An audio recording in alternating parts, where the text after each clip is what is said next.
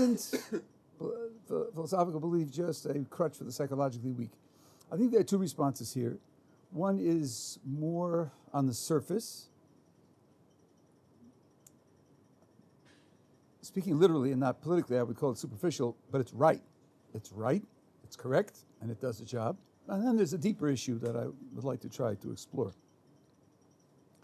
The superficial issue is, okay, there are people who are psychologically weak. There are people who are worried about death. There are people who need to have certainty about what's right and what's wrong. There are people who need reinforcement in the feeling that they are special, valuable, what's called now the movement for human exceptionalism, which builds up their ego. And there's no question that believing in God does serve all these purposes. And therefore, a person who lacks self-confidence and is a kind of worried personality and who needs reinforcement so as to keep his blood pressure down, that might give him adequate psychological cause to adopt a religious belief. That might be. The very same thing might be said about a belief in atheism. After all, if you believe in God in the ways that traditional religion describes God, that puts a big crimp in your plans. For Jews, no cheeseburgers. For men generally, you have to lay off your neighbor's wives. Maybe cheating on your taxes or misadvertising your merchandise, even though others do it. But if you believe in God, that might be a no-no, so you're going to have to take an economic hit. There may be people who sense that religion stands for what Socrates said. Socrates said the unexamined life is not worth living. And that to them is a bomb. What? I have to examine my life? Listen, I'm making money and having fun. Leave me alone. And how shall I have fun? That's up to me. And if I hurt other people, maybe it's okay if I get away with it. Who are you to tell me I can't hurt other people? You're hurting me when you tell me not to hurt other people, because I want to hurt other people. So get off my back. They dimly sense that if they contemplate a religious belief, that's going to put their interests at risk. And because they're not psychologically strong enough to contemplate their desires and their projects and to sustain criticism of those desires and projects, so they bind themselves to militant atheism as a way of protecting their sense of weakness and their desires to lead their libertine lifestyles. Are there people who have strong psychological causes for adopting atheism? For sure. Just as I think it's right that there are religious people who have strong psychological reasons, causes for adopting religious belief, there are atheists who have strong psychological causes for adopting atheistic belief. Not to mention that it's popular, not to mention that if you announce a belief in God on campus, you'll be laughed out of the classroom and so forth and so on. So there are tremendous social reasons for adopting the position of atheism, at least in public. So there are a lot of psychological pressures in favor of atheism. Are there people who are too weak to withstand those pressures, who need to have their confidence shorn up by adopting a belief in atheism? Sure. So where do we stand now? There are religious people for whom it's a psychological crutch. Religious belief is a psychological crutch. There are atheists for whom atheism is a psychological crutch. Okay, so what? What shall I conclude from that other than some people are weak psychologically and they adopt beliefs because of their psychological weakness? Is that news? That shock anybody or surprise anybody? You ask people why they are subject to infatuation. Everybody other than the infatuated couple says, it's not going to last. They're clearly unrealistic about each other, especially when A is infatuated with B and B isn't infatuated with A, which happens a lot. And A's a prisoner, A's trapped. And all his friends say to him, it's usually him, say to him, you know, you're crazy. She's using you. She'll throw you over in a minute when she's finished using you. He can't hear you. He can't see you. He has a deep psychological need for the reinforcement that he thinks this relationship is giving him and so on and so on. Is this a surprise? Is this somehow something that belongs in the latest headlines? Surely everyone who lives a normal life and has a minor psychological sensitivity knows that some people will adopt some beliefs for psychological reasons, and you'll find them in every belief system. They can be liberals, they can be conservatives, they can be Keynesians, they can be believing in Friedman. So they're not surprised. Furthermore, what's the point of saying it? The point of saying it is somehow to cast doubt on the rationality of religious belief. Now let's try this as an argument. Because some people are psychologically weak and adopt the belief in X, that means that the belief in X is irrational. I don't know, but I think the premise and conclusion have never met each other. They have never shaken hands. They wouldn't recognize each other on the street. Suppose I say there are people who believe in democracy because what it tells them psychologically is I'm just as good as anybody else. Anybody can be president. Ha! Look at the fact that all of them were millionaires, from not including Harry Truman, they're on. Right? They're all millionaires. Okay, anybody can be president. Everybody has a fair chance. Everybody's treated as an equal. Everybody gets one vote. Doesn't that build you up? Doesn't that make you feel important? Doesn't that make you feel equal to people who are smarter than you, richer than you, more powerful than you? But I'm equal because we all have one vote. So maybe your commitment to democracy is based on this psychological payoff. Surely in 350 million Americans, there's some population of people who believe in democracy because it gives them the psychological payoff. Does that mean somehow democracy has no real legitimacy, no real value? A person who believes in democracy is believing in something that's arbitrary because some people get a psychological payoff by believing in democracy? I mean, doesn't that sound just beyond belief? Doesn't that sound too funny for words? What is the fact that some people get a psychological payoff, which would cause them to believe it, got to do with the grounds or the justification of adopting the belief? Maybe, in addition to the psychological payoff that the belief has, it also has reasons. In addition. If it also has reasons, the fact that some people have a psychological payoff and that causes them to believe in it has nothing to do with it. Surely the real question is, are there reasons? The fact that some people, even if you could show that everyone gets a payoff, even if you could show that everyone gets a payoff that's big enough to cause them to believe it, wouldn't imply that there are no reasons. Wouldn't imply that. Wouldn't imply that there are no reasons. It wouldn't imply that there aren't adequate reasons. It wouldn't imply that it isn't true. It wouldn't imply that we're not justified in believing it. So the appeal to the psychological payoff is not relevant to the issue at hand, which ought to be whether or not the belief is reasonable. And it is a dodge. It's a dodge. It's what used to be called an ad hominem attack. When a person puts forth a position, you attack the person. You don't attack the position and you don't attack the reasons that he gives, you attack the person. When I was growing up, 100 years ago, that was considered to be contemptible. It was considered to be beneath your dignity. The person who made a remark like that would typically be encouraged to leave the debate. Today, it's the whole debate. If I can cast doubt on your fairness or your political correctness, then you are disqualified from the debate. Reasons or no reasons, evidence or no evidence, arguments or no arguments.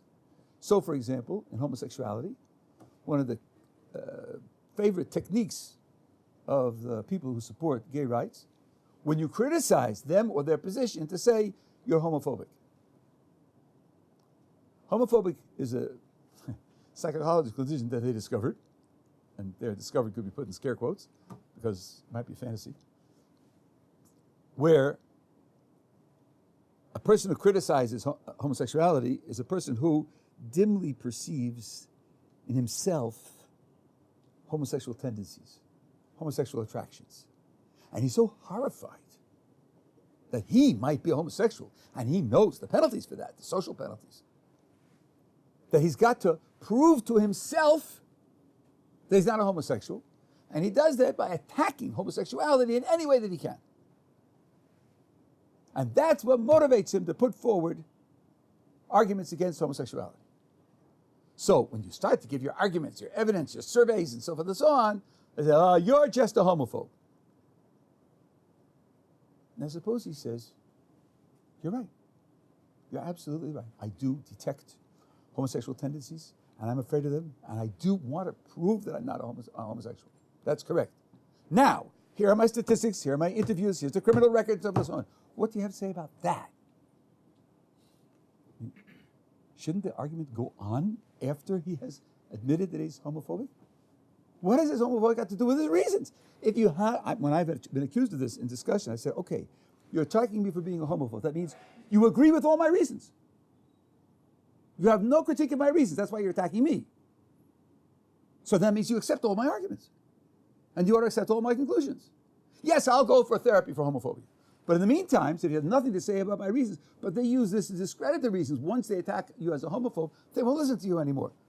That's like saying your grandmother wears combat boots. You know, like, it's just too low for words.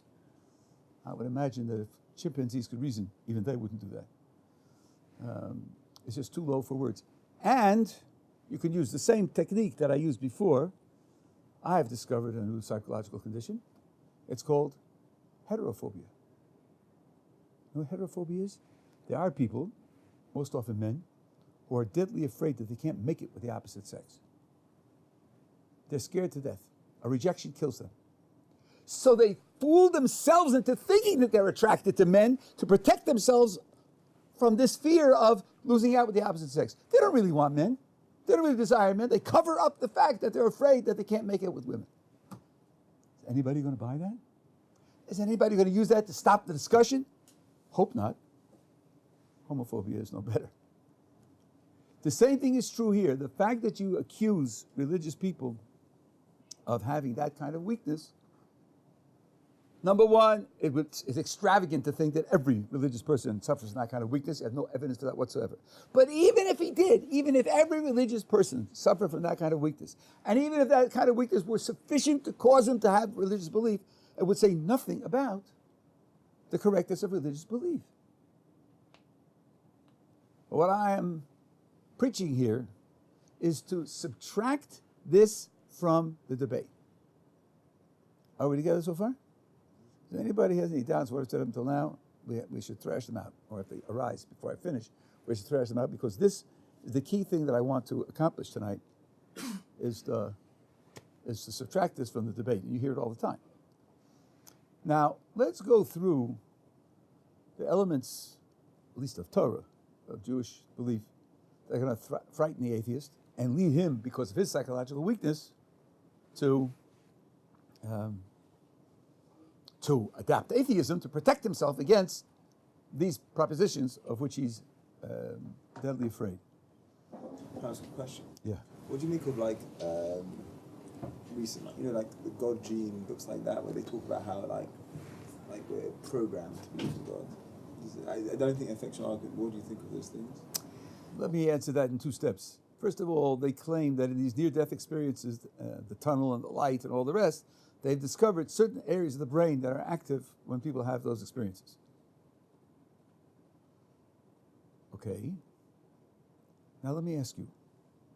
I'm looking at a table. I'm perceiving a table. Do you think that somebody doing an MRI or some other kind of brain monitoring, that while I'm perceiving the table, he would find some part of my brain active? Probably.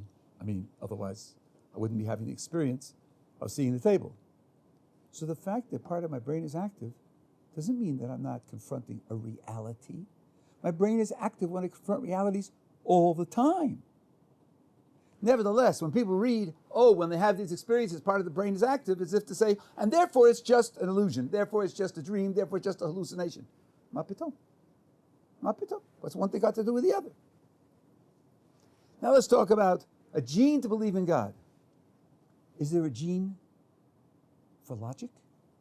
To be logical? Are there genes that enable us to perceive the world? Are there genes that enable us to reason? For sure. So why would a gene to believe in God somehow undermine the rationality of the belief. It has nothing to do with it.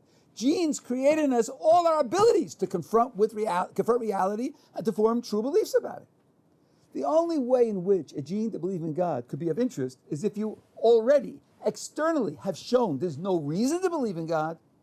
You've done the philosophical and scientific and logical and psychological work, and then you find a gene and say, okay, then this gene obviously is operating at variance with logic and evidence. Then you could say it's a gene that produces irrational beliefs. But all the substance of the argument has got to be before that to show that the belief is irrational. And that has nothing to do with the gene. Finding the gene could mean just that you are given a way to be in touch with a certain reality. You're programmed to be just like you're programmed to perceive and to form beliefs on the basis of your perceptions and so forth and so on.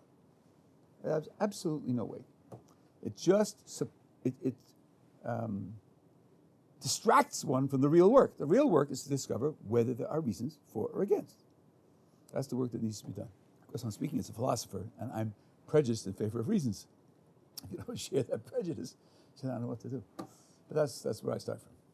Now, let's look at the belief system and see just exactly what kind of pressures it puts a person under, which a person might want to avoid. The French have a phrase, can't remember how it goes in the original French, but the translation is, to understand all is to forgive all. In fact, I forget who that goes back to originally, but to understand all is to forgive all. Meaning, if you understand why a person did something, if you understand what led him to do it, watch how the words move. Why he did it, what led him to do it, what motivated him to do it, what forced him to do it, what caused him to do it, down the garden path. Then, of course, since something's forcing him, causing him, he has no choice, he can't operate on his own, so of course you're going to forgive him because it's just like being pushed down a flight of stairs. You don't blame people for being pushed down a flight of stairs. You don't blame a person for the things that were his reason, led him, pushed him, forced him, caused him. Then, of course. So to understand all is to forgive all. That's the way the Bitui goes. Well, for many people, that's very comforting. That's very comforting. So I'm not really responsible for what I do.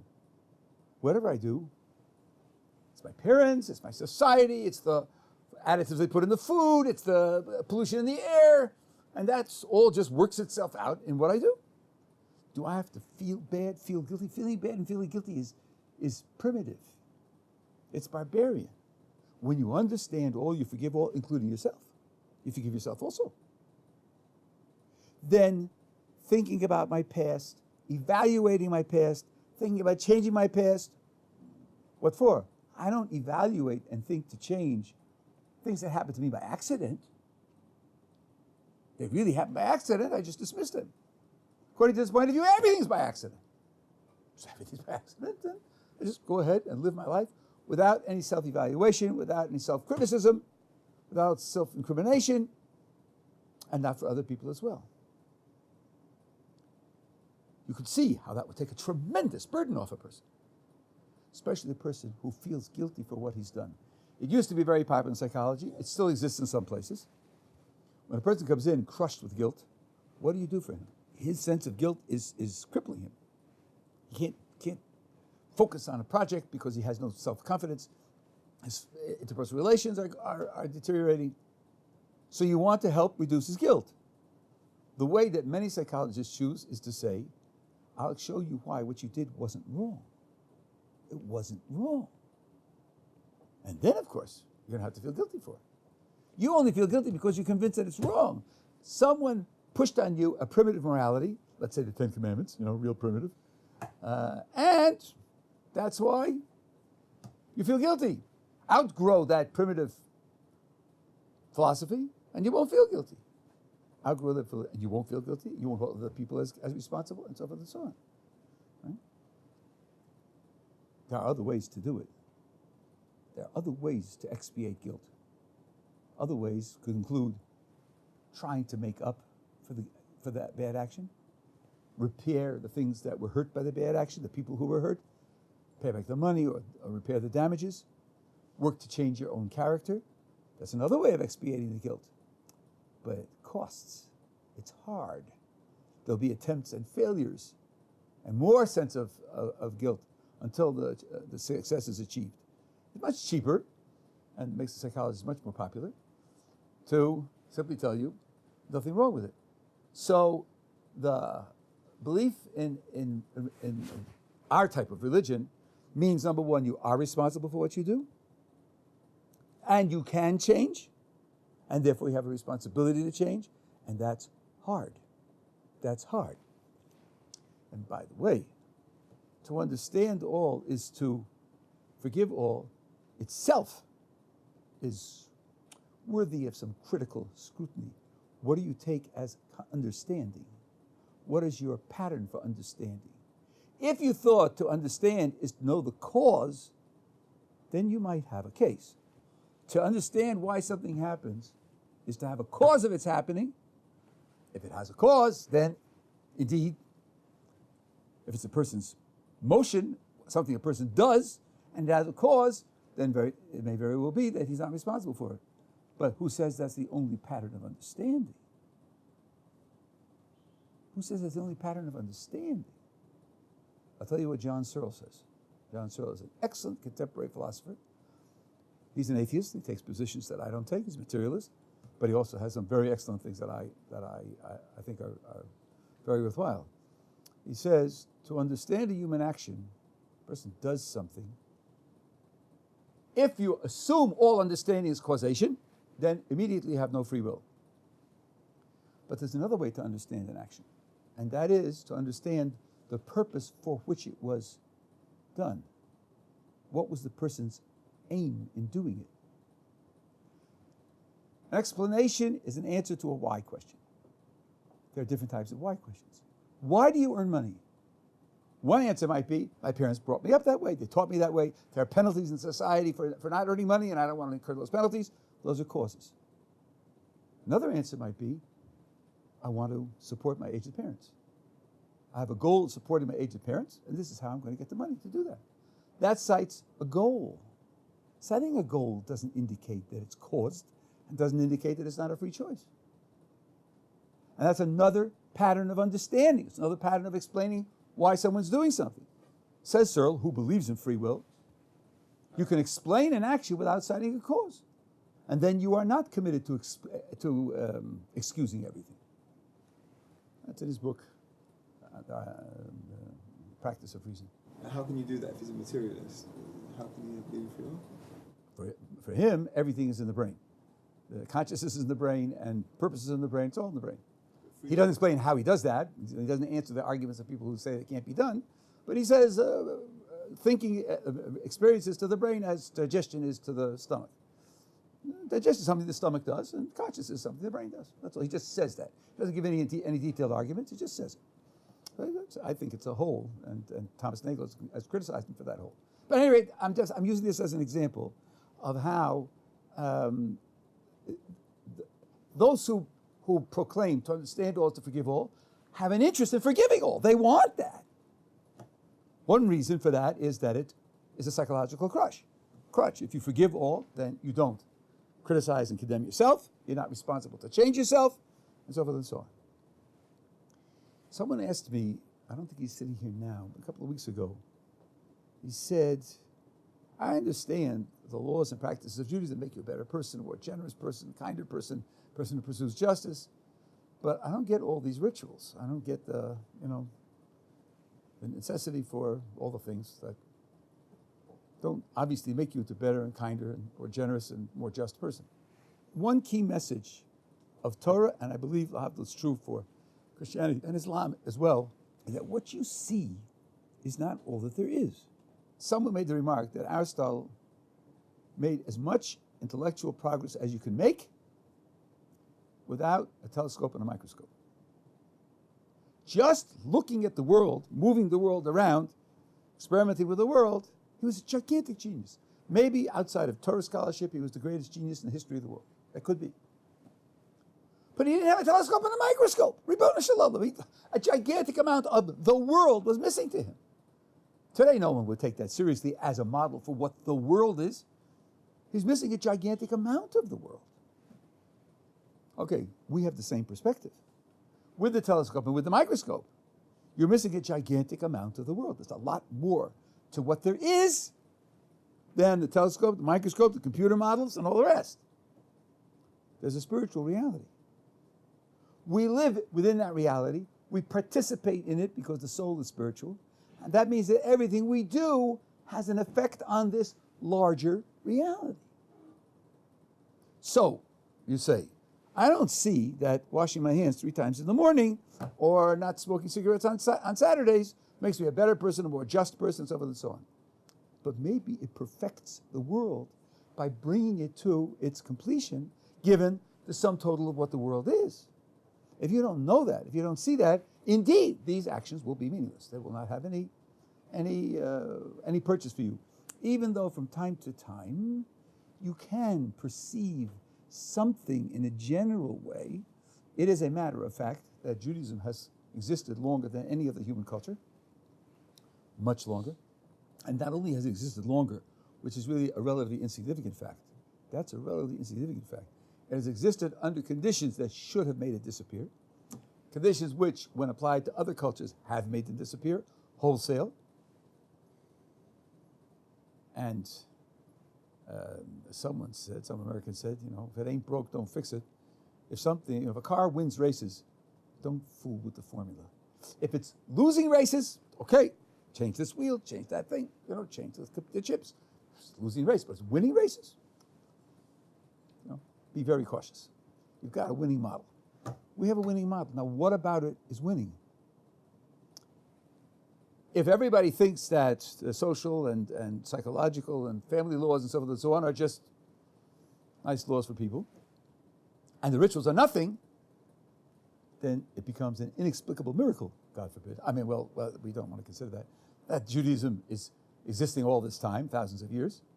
Maybe there's something in these actions which you can't understand, which integrates with a reality you're not aware of and has an effect. My parable for this, just an image that you can keep for this issue, and it's a symbol. I think somebody who's never heard of surgery, never been in an operating theater. He comes in when an operation is going on, and he watches for a couple of hours. Take him outside, and you want to discuss it, and he says, I see that you're a very religious culture. Really? What did you see in the operating theater that convinced you of that? I said, well, because before you used any instrument on the patient, you dipped it in water. Every one of them you dipped in water. Some of them are sitting in water, glasses of water. You must think water is some kind of god, maybe like Thales or something. You think that water is a god, and so on and so on. Otherwise, why are you dipping it in water? Yeah, but boys and girls, it's alcohol. It's not water. And alcohol still kills everything that's alive, all the microbes, in spite of evolution, which never figured out a way to live through alcohol. So it's not a religious gesture at all. It's very practical, because this person doesn't know about bacteria. He doesn't know what alcohol is and what it does. And he just thinks it's some kind of pointless religious gesture. That's because the microscope revealed a whole layer of reality that people weren't aware of. Now there's another layer of reality that people aren't aware of, and these actions are the way to interact with that. So, that being the case, number one, it's a tremendous knockdown in human pride. The attitude of, I would say, it's almost a pandemic of the scientific profession is, I do the experiments, and I create the theories, and I test them, and I draw the conclusion that I discover what the world is. I discover what the world is. I make the technology, and I make it work, because I understand the forces that are at work. I know how to control them, and I'm smart, and I'm imaginative, and I make things that work. If there's a whole realm that you're unaware of, and a realm that you haven't investigated and you can't control, maybe that ought to be taken down a peg. Now, God in His mercy has given us a little hint about that. The whole of physical science deals with about 5% of the universe. Are you aware of this? There's something called dark matter, another thing called dark energy, which are estimated to make up 95% of the universe. They're called dark because we don't know anything about them. Nothing. Not what they're made of, what their laws are, how they operate. Nothing. The whole of our science deals with 5% of the universe. Look it up on Wikipedia if you haven't heard about it. So, should we really be confident that we understand how the whole thing works? We're skimming the surface.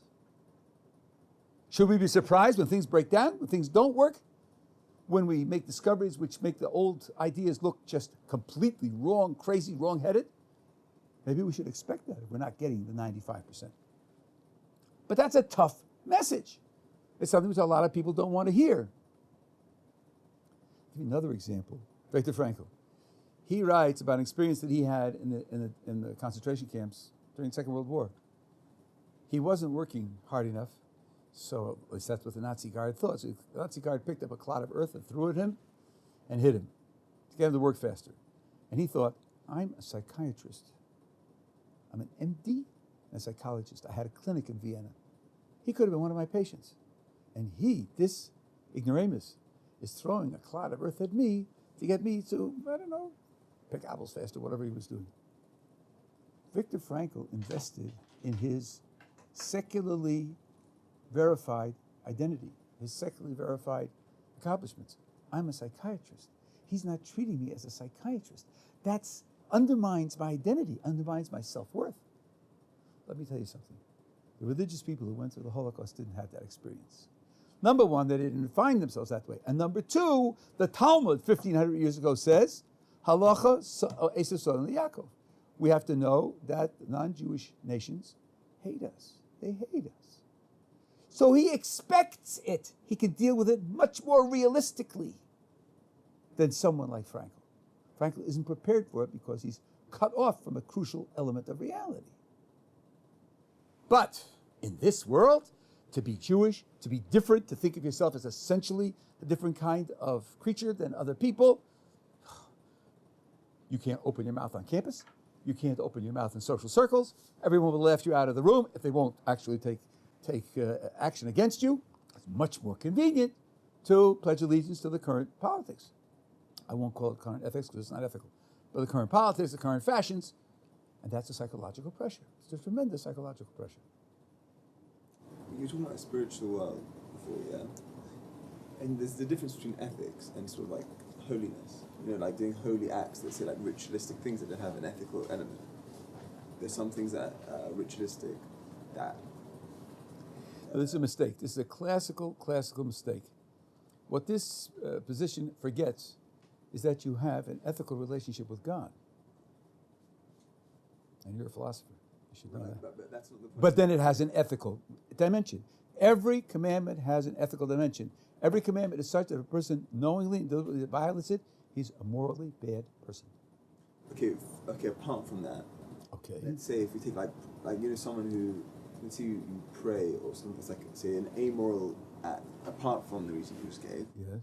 I was just wondering, isn't there like a problem there that we're getting points for something that we don't have to tithe against, and some people who are more moral, who do acts where like they give more money to charity and do something that's like more altruistic, where they're sacrificing something, they get like less points maybe than someone. This is a complete, I hear a number of points running around here, but there's no coherence.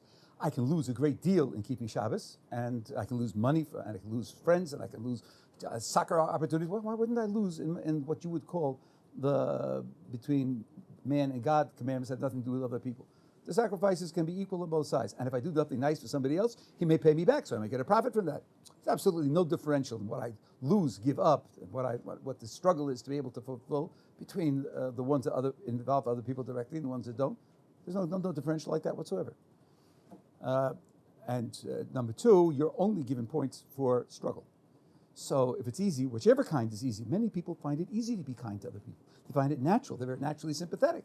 Then they will get less credit for that. If it's harder for them to keep Shabbos, they'll get more credit for you. You only get credit for your efforts. You don't get credit for your success. Your success is given to you by God. It's not that. But more than that, I mean, in addition to all of that, the commandments between man and God aren't insulated from effects on other people also, because God judges the world collectively. A person who says, I'm worshiping an idol in my backyard is equivalent exactly to a person who says, I'm burning leaves in my backyard. Leave me alone. Leave me alone. You think leaves pollute and everything else, don't you burn leaves? Don't interfere with my burning leaves. We say, it's all one atmosphere, fella. When you burn leaves in your backyard, it pollutes the atmosphere that we all breathe. When a person worships an idol in his backyard and God judges the community collectively, he's contributing to the destruction of the community. Every mitzvah that involves a relationship between man and God also indirectly has effects on other people. There's no such thing as something that doesn't affect other people. So all the premises in what you said, I think, need to rethinking. I had in mind, like our own sons, when they go and like do the act, if they bring a strange fire, that's like an amoral act, but they're punished for it. Why is it amoral? I'm saying, so you would say that the reason you gave before about, like we have a relationship with God, and if you. But not only that, they're doing this as part of the public worship of the Jewish people. They're spoiling part of the public. They don't go in as individuals. They have no right to go in as individuals. They are priests. A priest is someone who acts on behalf of the community. This wasn't their private offering. So like washing hands, for example, you would say has some sort of moral element as well. Like, of course. Okay, now that's one area in terms of which, what about another area where it puts pressure on a person is in his interpersonal relations. How exactly do I deal with another person who doesn't share my belief system? We're all trained as good liberals. I hope that I'm a repentant liberal. I hope so. It's one of the reasons that liberals often rub me the wrong way, right? But there is this sense, he's living his life, leave him alone. You want him to leave you alone, don't you? So just let him operate with his beliefs, and you operate with your beliefs, and hopefully everybody will be able to get along, right? Of course, not if he's opening up a local branch of ISIS. Yeah, but then he's going to hurt other people. Okay, but then suppose he preaches ideas, believes in ideas, sets an example of living ideas which will hurt the community in a way similar to burning leaves in your own backyard. Suppose there is a creator. Suppose the creator cares about how people live. He cares about what they think. He cares about what their values are. Suppose someone in an open, free, democratic, tolerant, understanding society, which has been banned on campus. You can't even say he and she on campuses now. They say sie and der, and then, because they're gender neutral pronouns. And the thought police and the speech police are all out in full force. So he's leading people into a mental set which, for example, let's take drug salesmen. Many schools have professional days. Once a year or so, they invite people of various professions in to talk to the students. What's it like to be a doctor? What's it like to be a bus driver? What's it like to be no, they don't bring soldiers, because they don't want to do that. What about a drug dealer? Here's what I like to be a drug dealer. Here are the problems I face with the police. I'm risking jail services, but people like my products. They have returning customers all the time. I actually make a pretty good living. No, I don't want to do that because I don't want to influence the poor children. Influence the poor children what? Well, in doing something that's what? Well, that's wrong, and that's hurts society. Oh, so you have your own conception of what's wrong. You have your own conception of what hurts society, and you're going to take steps to make sure that the people who do those things have barriers set in front of them. Well, maybe the only difference between you and me is what you think is wrong and what you think hurts society. You think that pushing drugs hurts society. I think encouraging Jews to go scuba diving on Saturdays hurts society. So you want to have it out in terms of reasons? I'm ready. I want to hear your reasons. I'll tell you my reasons. And let's see whose reasons can stand up to critical judgment. I've done it. It's my life's commitment. I've written about it. I've recorded about it. I'm happy to discuss this with anybody. And that being the case, there's no argument in principle against what I stand for. It's just that you have different conceptions. Now, my conceptions challenge your conceptions. They challenge your conceptions. And you may not want that. You may not want that. I happen to be friendly with certain people on the left, and I keep asking them certain questions. And the attitude that I get typically is, why are you wasting my time? I'm running a convention. I'm getting up votes to support Obama in the Iran deal. I'm trying to get money for Greenpeace. I asked someone who's into ecology. Suppose you have an island in which there are two species that exist only on the island, and one species is driving the other species to extinction. Do you intervene? Let evolution take its course. So some people say let evolution take its course. The other people say the loss of a species is a tragic loss. Every species has a way of making a living for the environment. We can learn a great deal from a species. That's why they want to save the species that are endangered from human predation. What about when it's animal predation? That's one question that I ask. The other question that I ask is, you don't think people are special, do you? People are just another species, right? So why is it human predation just evolution? So why are you interfering in the course of evolution when we drive the humpback whales to extinction? You know the response I get? You're wasting my time. Okay. That means you don't want to consider your beliefs. You don't want to consider your values. You don't care about how to make a consistent point of view. You're really into politics. That's what you're doing. You're looking for sound bites that will motivate people politically. Religious point of view doesn't tolerate that. Religious point of view wants to trace things back to principles. He wants the key concepts to be defined. It wants clear reasons for doing what you're doing, insofar as that's humanly possible. And simply a refusal to investigate is something which Judaism, anyway, won't tolerate. I can't speak now for Christianity or Islam, but Judaism won't tolerate that. So people have a good reason to flee from Judaism. One last point, which is probably obvious, but then this is the last thing I have to say in the subject. The slogan or the identity of the middle class is supposed to be deferred gratification. And I can tell you, I believe in that. If I live in a house and to get to shul, I walk downhill, and to come back from shul, I walk uphill, I feel out of sync. That's not the way it should be. I should walk up to shul and pay my dues to get to shul, and then be rewarded by walking home downhill. That's the way it should be, deferred gratification. I want the gratification first, pay the dues afterwards. It's not my style. Smart people realize that if you go to medical school, you're going to be paying dues for a long time. A good 6 to 8 years. Medical school and residency is a pain in the neck. But you're going to have 30 or 40 years of professional practice, out of which you'll get a great deal. Is it? Okay, 10 years investment for 30 or 40 years of very high payoff is worth it. What happens if the payoff isn't here? The payoff is, like they used to make fun of religion, pie in the sky. It's going to come in the afterlife. That's waiting a long time, especially when our sources say we have no way to picture what the afterlife is like. So the attractiveness of the payoff isn't available as a strong motivation. To have a belief doesn't mean that it necessarily motivates you. Lots of people do things that they know are self-destructive because they're lazy, because they're afraid, because they have other commitments, and they know they're self-destructive, and they criticize themselves for it, but they don't have enough. They don't have enough motivation to bolster their will. Let's put it that way, to be neutral about it. Here, the motivation is put in another place altogether. It would be much easier if you believed in a religion that said, if you do the right thing, then you'll live a long time, you won't get diseases, you'll be happy. And when you see other people who live a short time, they have a secret life where they're cheating. But if you really live well, that means my payoff is right here and now, and I'm in control. I can control what happens to be here and now. That appeals to a lot of people. So I think that the bottom line is there's a great deal of psychological motivation to adopt atheism. When you read Richard Dawkins and poor Daniel Dennett, who has a name in philosophy, but I wouldn't call it a reputation, or maybe he's notorious, and Christopher Hitchens when he was alive, and the others, the new atheists, right? And you read through them and you see that between the 6 of them, they haven't got 2 good arguments.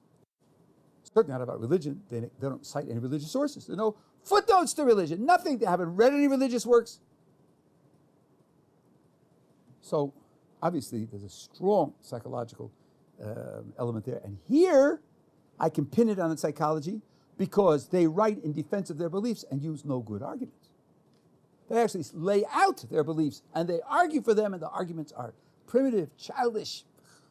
You know, anyone in philosophy just regards them as ridiculous.